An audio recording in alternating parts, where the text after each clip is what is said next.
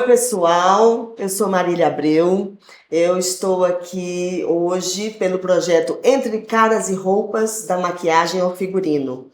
Eu vou me descrever, né, para que todas as pessoas tenham acesso a essa imagem, mesmo que seja imaginariamente, né? Eu sou uma mulher cis, branca, cabelos curtos. Eu estou usando uma calça azul, uma blusa preta estampada com detalhes em branco, rosa e laranja. Eu estou aqui hoje pelo projeto. Esse projeto ele tem o patrocínio do Fundo de Apoio à Cultura do Distrito Federal, da Secretaria de Cultura e Economia Criativa do DF. Esse projeto está acontecendo no Complexo Cultural Samambaia.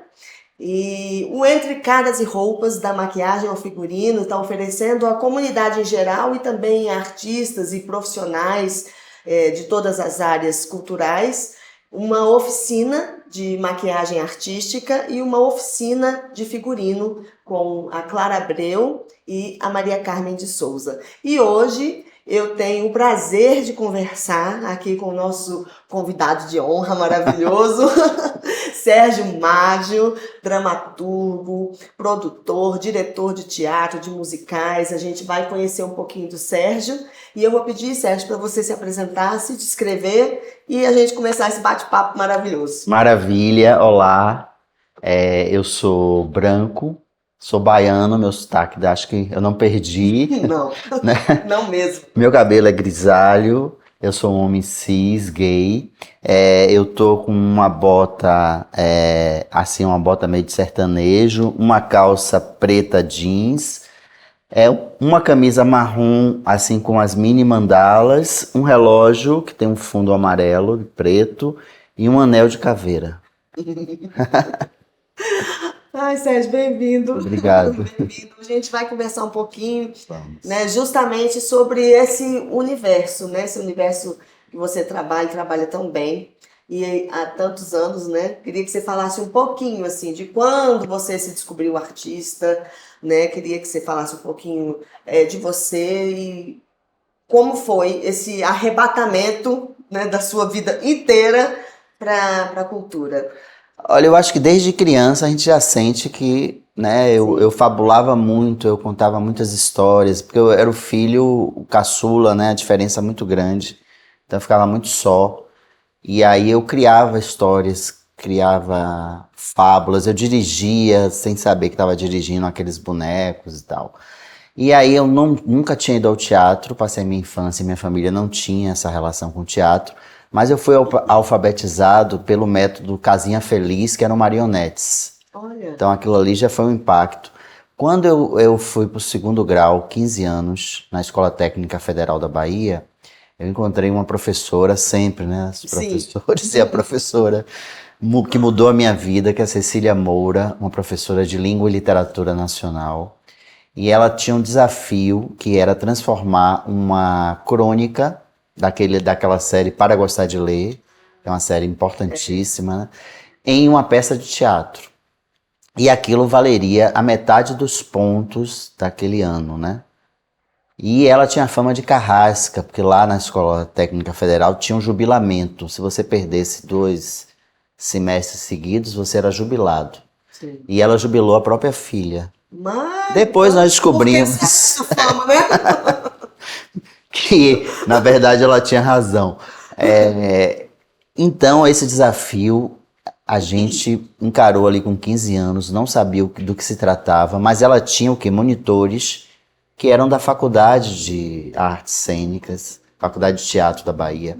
E esses monitores ficaram com núcleos. Eu entrei no núcleo de dramaturgia, sem saber porquê, sem saber o que era dramaturgia. E ali nós fizemos uma adaptação, né, de uma crônica de 4 páginas para uma peça de teatro de 60 minutos. Deus. No ambiente das fábricas. Nesse período era 82, era a ditadura militar ainda, e a gente estava discutindo muito, se falava muito na substituição do homem pela máquina, pelo robô, a automatização. Sim. Então era uma peça que foi uma peça bem questionadora, e a gente teve a experiência de ter um censor, né, às vésperas, ele cortou trechos, isso foi uma coisa bem chocante. Chocantíssima. E espero que a gente nunca mais aconteça isso, né? E aí tivemos vários textos cortados. E você era obrigado a encenar também, a ter um papel. Eu não queria, né? Eu queria ficar ali pelos bastidores. E aí tinha educação física, a apresentação era 9 horas da manhã. E a gente tinha educação física às 7. Aí eu fui e fiz educação física. E meu objeto de cena, eu era um empresário que decidia as demissões. E meu objeto de cena era uma mala, uma pasta de empresário. E eu coloquei o calção, o meião, coloquei tudo dentro dessa mala para dar volume. E aí começou a peça, todo mundo nervosíssimo, um auditório cheio. E aí eu entrava sozinho, assim, a luz estourava em cima de mim. E na hora que eu entrava, eu dava um texto sobre a demissão, a mala abriu do nada. E aí quando eu vi aquilo tudo, eu tive um impulso, peguei aquelas coisas de educação física, meião, cueca, joguei pra cima e comecei a gritar, meus documentos! E aí o teatro veio abaixo. Aquilo foi um choque pra mim, porque eu senti o poder que o teatro tem, né, de mobilizar toda aquela plateia em torno, né, de uma situação que aconteceu ali no improviso. Aquilo eu sabia que já era. Eu falei, não vai dar mais pra mim dissociar. Não teve mais volta.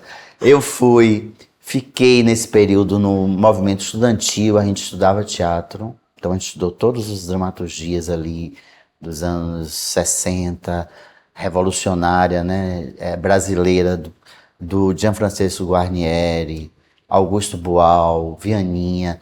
Depois a gente começou a fazer teatro invisível para mobilização, aí eu já estava na indústria estagiando.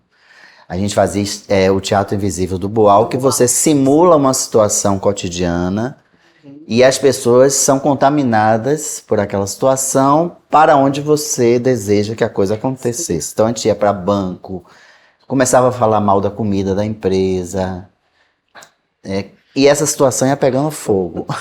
Eu já fui atriz e já fui vítima do teatro invisível. E aí então, da partir daí, eu fiz jornalismo, estudei teatro para fazer, e comecei a entrar na crítica teatral.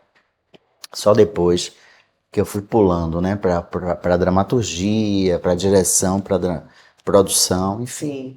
Tava fugindo, né? Tava querendo ser Tava, mas foi muito bom ficar. Tá ali, né? Foi bom ficar nesses bastidores, sabe? Sim. Foi muito bom ficar nesse lugar. É porque eu acho que você acaba conseguindo criar assim, um observador realmente assim, muito apurado, né?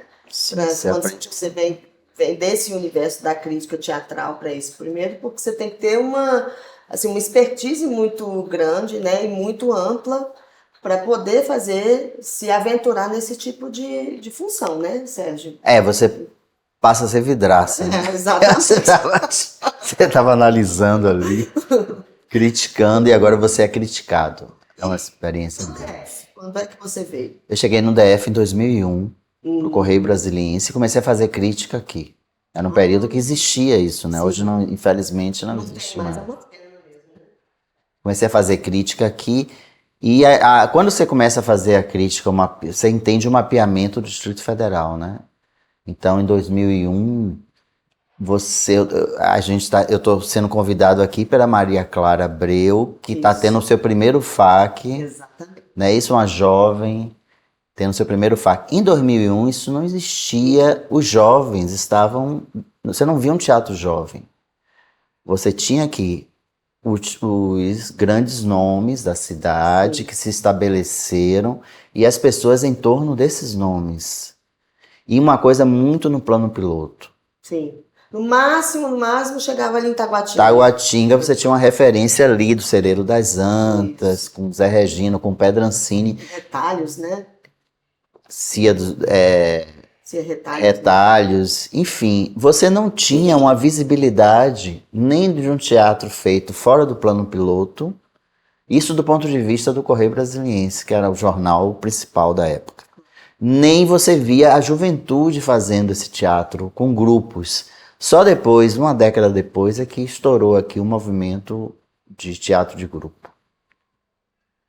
Excelente. E assim, Sérgio, aí veio, né? E vem crescendo muito. Sim. Muito Sim. mesmo, assim, a cultura e a abertura, né, para essas muitas linguagens, né? A gente está mesmo aqui no Complexo Cultural Samambaia, né, que é uma cidade jovem do Distrito Federal, e nós estamos em um complexo que foi inaugurado em 2018, né, muito recente, e luta aí do movimento cultural da cidade, né, e que hoje está acontecendo, né, o meu primeiro FAC aqui nesse espaço, né. Mas queria ver com você o seguinte: entre caras e roupas, da maquiagem ao figurino, né?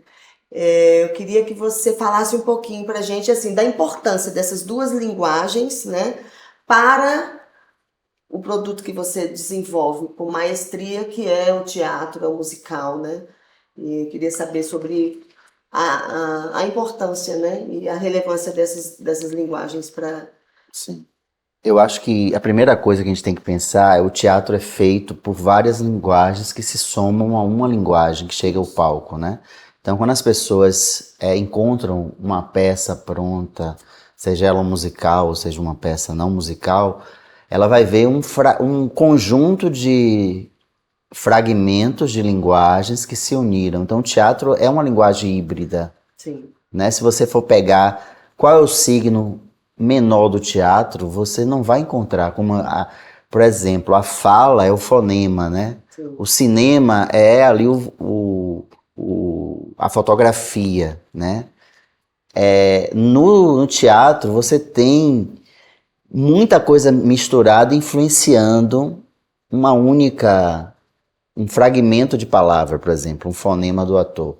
Então você tem luz influenciando ali, você tem a intenção dele, você tem um figurino, você tem um cenário, você tem alguma projeção que passa, você tem a música. Então é um hibridismo muito forte.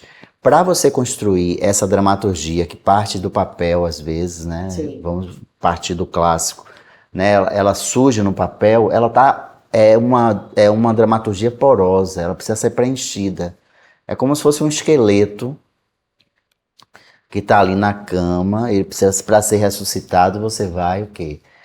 Dar musculatura a esse esqueleto. E a maquiagem e o figurino são duas dessas musculaturas. São dramaturgias também. Então a gente precisa, eu acredito na dramaturgia do figurino, na dramaturgia do cenário, na dramaturgia da maquiagem, do som, tudo isso para poder pegar essa dramaturgia que estava morta no papel e fazer com que ela se torne espetacular. Então, por exemplo, o figurino, ele precisa contar a história daquela peça que você vai montar. Então, esse figurino, se você pegar o figurino da peça, todo pronto, colocar em exposição depois, porque vira um vestígio, né? Sim. O teatro vai embora, é efêmero, mas o figurino fica como uma lembrança de algo que aconteceu, né? Algo que não existe mais, que é aquela peça. Então, se você pegar aquilo ali, você tem que contar essa história. Se você pegar o figurino, o guarda-roupa de uma personagem, você precisa entender os traços dessa personagem a partir desse figurino. Então, eu acho que o figurinista, ele tem esse poder de criação, né? Porque ele vai ali, não só nas cores, nas estampas que ele escolhe, no próprio estilo, nos objetos que ele coloca junto com o figurino. Tudo isso vai contando uma história. Então, é uma responsabilidade muito grande que o figurinista ele entenda exatamente a dramaturgia e o perfil desses personagens, para que o figurino não brigue com o que está sendo dito. Não sobreponha, Não né? sobreponha ou não brigue. Não desapareça, não... A gente fala uma coisa assim, quando a gente vai estudar crítica, que você tem forma e conteúdo. A forma é esse estilo aqui, né? Eu estou aqui com essa roupa, então eu estou vestido desse jeito. O conteúdo é a leitura que as pessoas fazem a partir da minha roupa. Então, se alguém começar a ver como eu estou vestido e fazer esse exercício de criar um perfil sobre mim, ela vai conseguir a partir desses elementos. Então, ela está criando um conteúdo. Sim. Então, no teatro, é exatamente dessa forma. O figurino ele tem um conteúdo e ele tem uma forma. Então a forma é o estilo que ele está ali. O conteúdo é o que ele quer contar. Então eu acho que o figurinista precisa ter essa consciência de que ele está contando uma história também, junto com o dramaturgista, com o diretor, com o cenário. Então é algo que não entra estanque, ele entra dialogando e ele tem que fazer com que aquilo, né, por si só, conte a história. É um elemento que está dentro das camadas da dramaturgia, mas ele tem uma autonomia, ele precisa ser autônomo. Então é fundamental, no caso de musicais, que você tem muita troca de roupa. Você tem, em cada ato ou em cada momento que se troca uma roupa daquele personagem, tem um porquê. Tem um significado. Um significado. Você não sai trocando roupa somente formalmente para poder impressionar o público. Não, você troca roupa porque houve uma mudança, seja uma mudança psicológica, seja uma mudança temporal na história, seja uma mudança dramatúrgica mesmo. Então aquele personagem mudou a curva dele, de repente ele enriqueceu, né? Interessante, né? Então o figurino precisa trazer esses pontos de mudança. E no texto do dramaturgo não tem isso. E muitas vezes o diretor não percebe isso. Então é muito importante a presença do figurinista na sala de ensaio, assistindo os ensaios. Porque ele vai enxergar esse momento, ele vai fazer um mapa de figurino, de trocas, e ele vai poder dizer, olha, aqui tem que trocar por isso, aqui tem que... A paleta de cores, né, de um espetáculo que ele vai criar para cada personagem, para a paleta central, é muito importante, porque às vezes a gente vê uma coisa que não dialogou. Você faz uma paleta de cores para um personagem, faz para outro, mas você não fez o quê?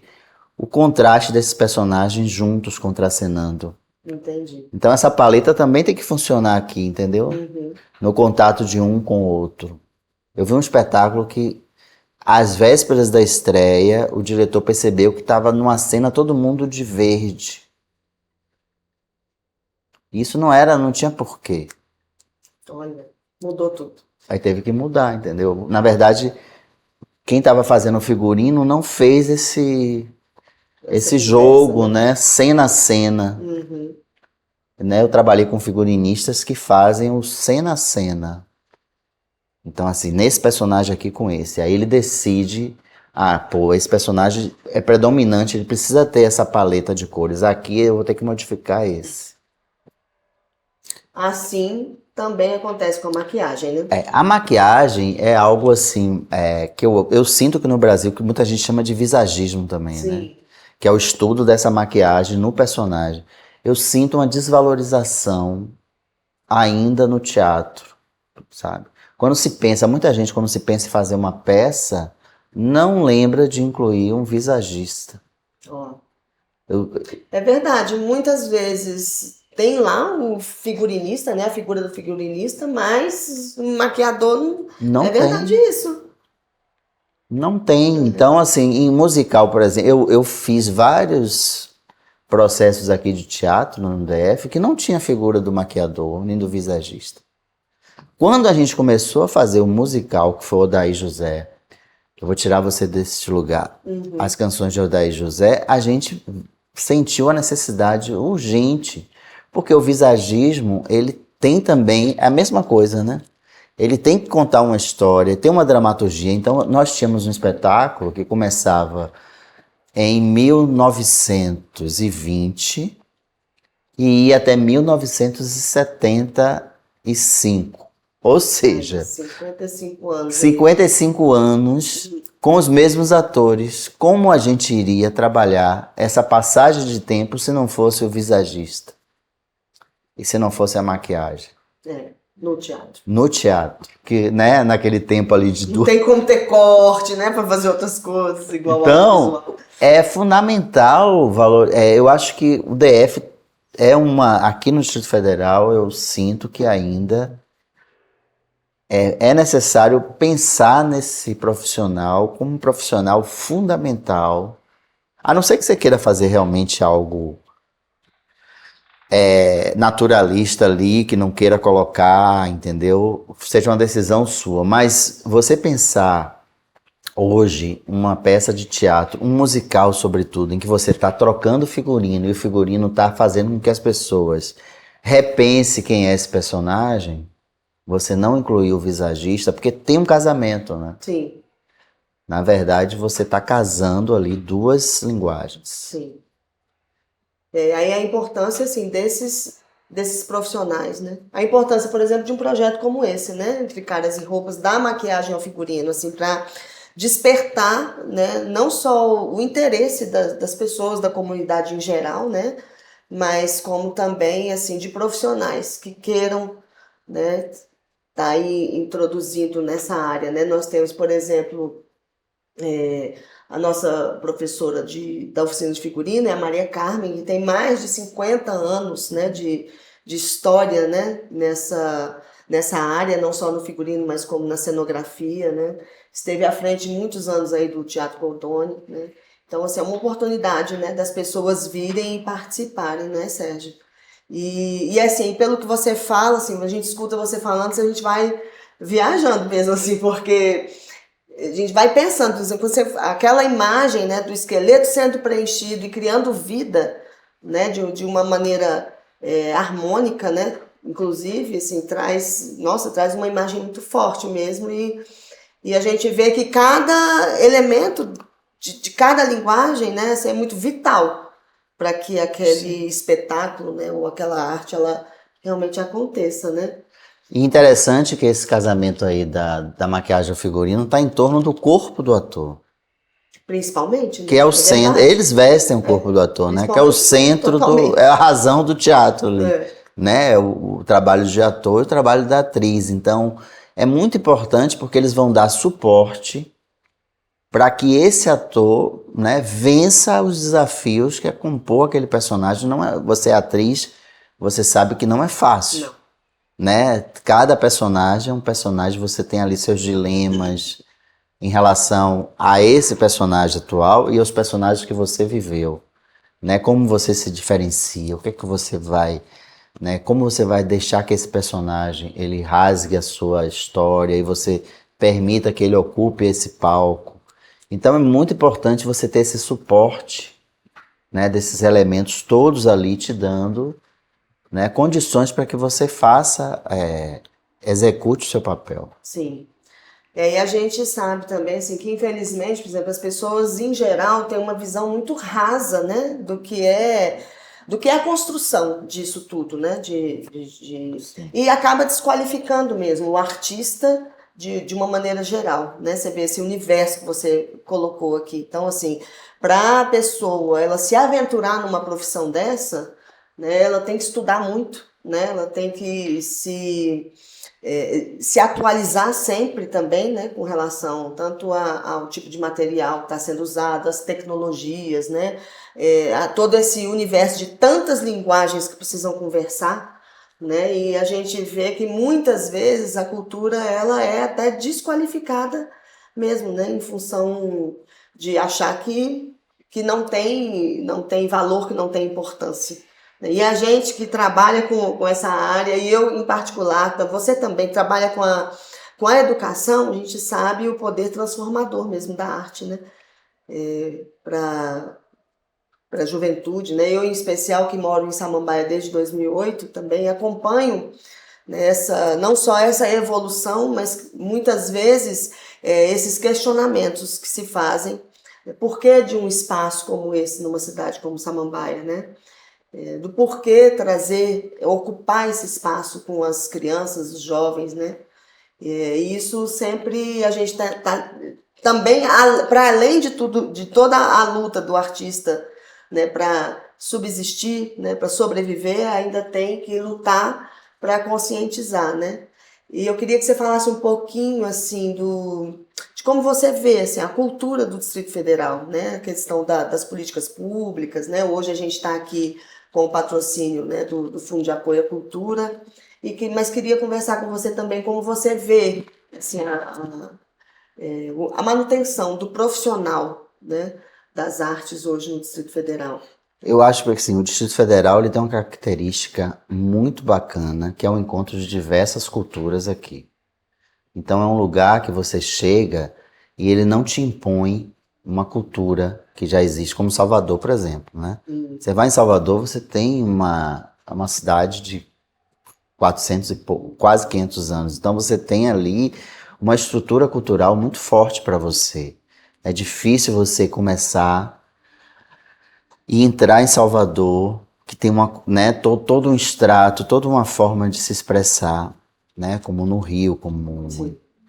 no Rio Grande do Sul, enfim. Você chega em Brasília, você encontra uma cidade muito nova, você encontra essa diversidade. Então aqui você tem a cultura nordestina, a cultura do sul do país, você tem a cultura internacional, tudo isso num grande caldeirão que permite com que você se desloque com facilidade sobre ele. Então eu acho que a primeira coisa que eu vejo é essa possibilidade da gente assumir que quando faz cultura no Distrito Federal, você não precisa estabelecer uma história. Você está construindo a história, ajudando a construir essa história. Porque uma cidade que com 50 anos, ela foi durante muito tempo uma cidade dormitório. Então os artistas vinham para cá, alguns servidores públicos, não conseguiam, né, se sustentar como artistas, acabavam abandonando, voltavam, se aposentavam, voltavam. Sim. Hoje eu já vejo uma geração que vive de arte, de cultura no Distrito Federal. E que consegue existir. Mesmo tendo que ir para a educação, o que é ótimo, mas está ali na educação, né? Assim, viver só de teatro talvez ainda não é o momento. Por quê?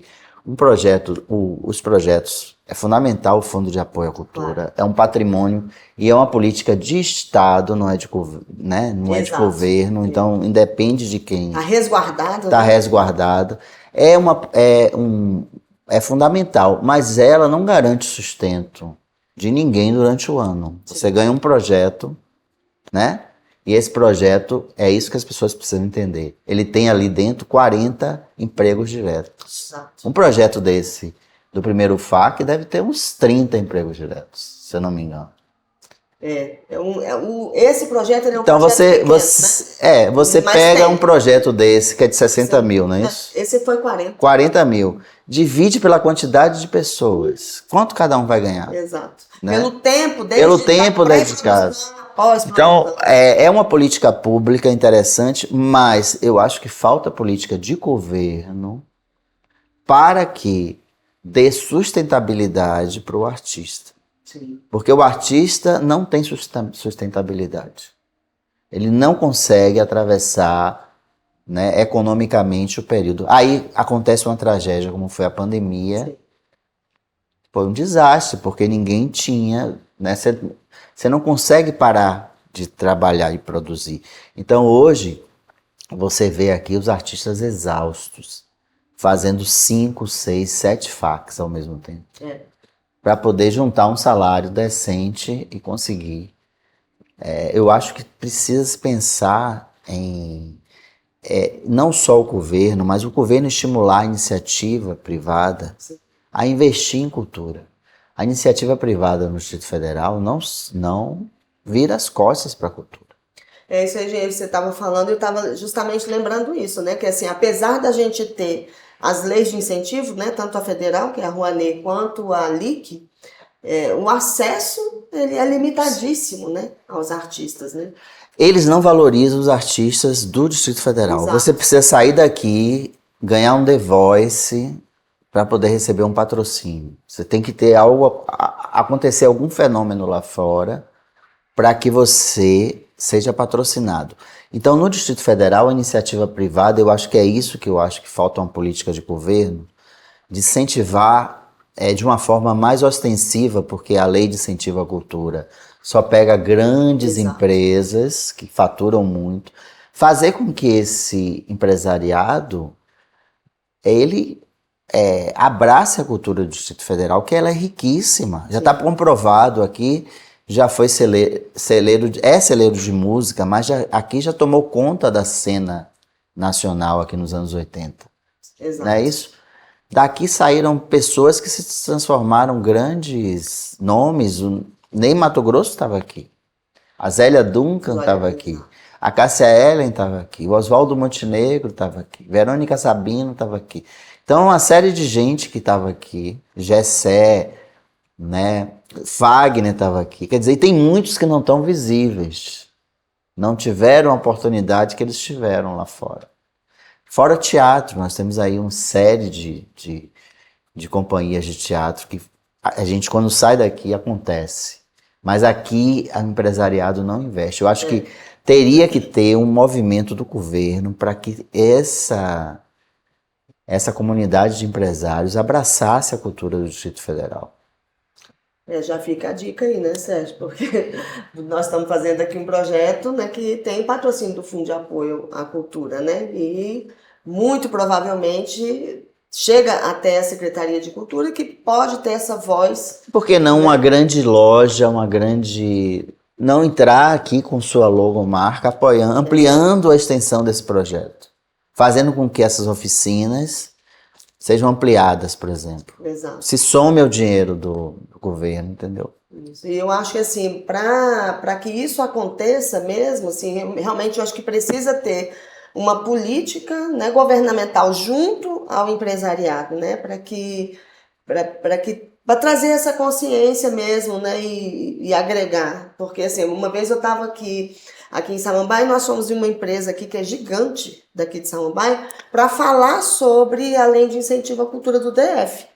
Né, porque a nossa intenção era justamente, é uma empresa muito conhecida aqui, que a gente tinha, né, a intenção de conversar, para que, né, vamos lá conversar, dar uma sensibilizada, para ver se por acaso eles não topariam, né, fazer um apoio, um aporte pela lei de incentivo. Eles não confiam.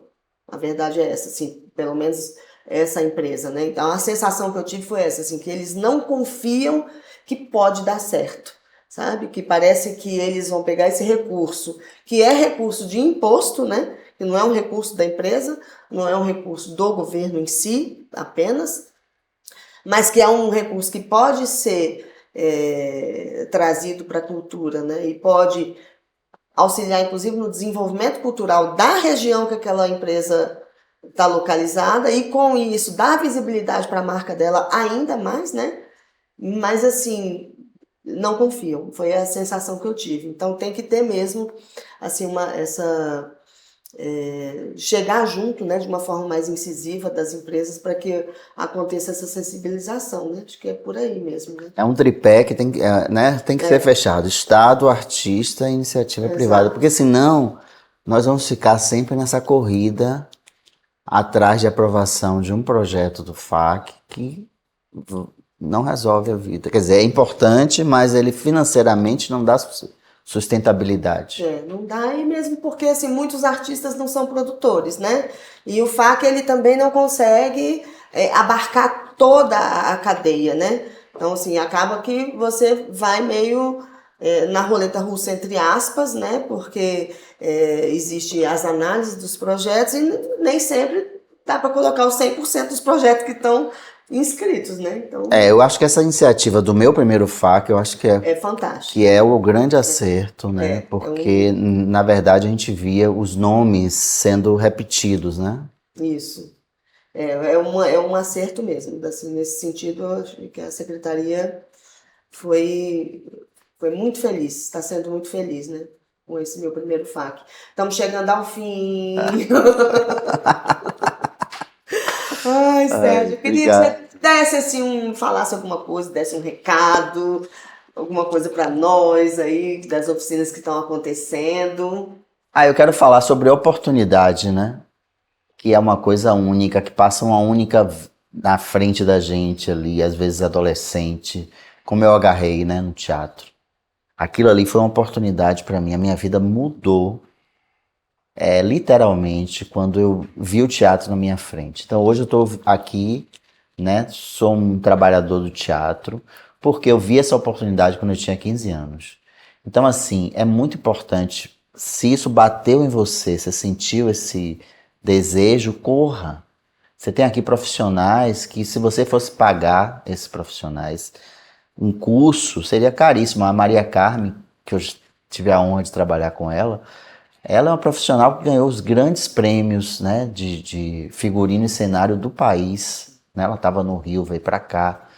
Então, assim, imagina estudar com a Maria Carmen, estudar com a Clara, que é uma jovem que tem o teatro, né, na veia já, e que está aprendendo, e que está trocando. Então é muito importante essas duas gerações diante de você, e você transformar a sua vida, né? Não pense duas vezes, porque ser figurinista é diferente de ser estilista, ou de ser, sei lá, uma costureira, por exemplo. Sim. O figurinista, como a Marília aqui destacou, ele precisa entender também das tecnologias, dos materiais, né? Como aquela roupa, qual o melhor tecido, como se faz aquela troca em alguns segundos, porque o ator ali, a atriz, troca, tem às vezes 45 segundos, 30 segundos para trocar de roupa no bastidor. E essa solução quem dá é o figurinista, entende? Então é algo assim contagiante. Não pense duas vezes. Pega aí o direct da Maria Clara e se inscreva. Não é isso? É isso, Sérgio. Obrigada demais. Eu que agradeço. É sempre bom demais te ver, Eu te adorei. encontrar. Eu fico. Obrigado, eu que Espero agradeço. que a gente faça outros trabalhos juntos. Vamos fazer. Por aí. E aí, gente, a gente vai finalizando aqui, né? Queria agradecer muito a presença do Sérgio Mágio. É uma referência importantíssima aqui para o Distrito Federal. E agradecer você também aí do outro lado, né? Dizer que o próximo convidado, que na verdade a próxima convidada é a Luciana Martuchelli. Não perca esse próximo episódio da nossa entrevista, né? E não deixa aí de seguir no Instagram, Clara, Entre Caras e Roupas, desculpa, e Clara Abreu também, se você quiser seguir, segue lá. E também se inscreva no nosso canal do YouTube, Entre Caras e Roupas. Eu agradeço mais uma vez, Sérgio, brigadão, viu? Obrigada mesmo e até a próxima. Tchau, pessoal.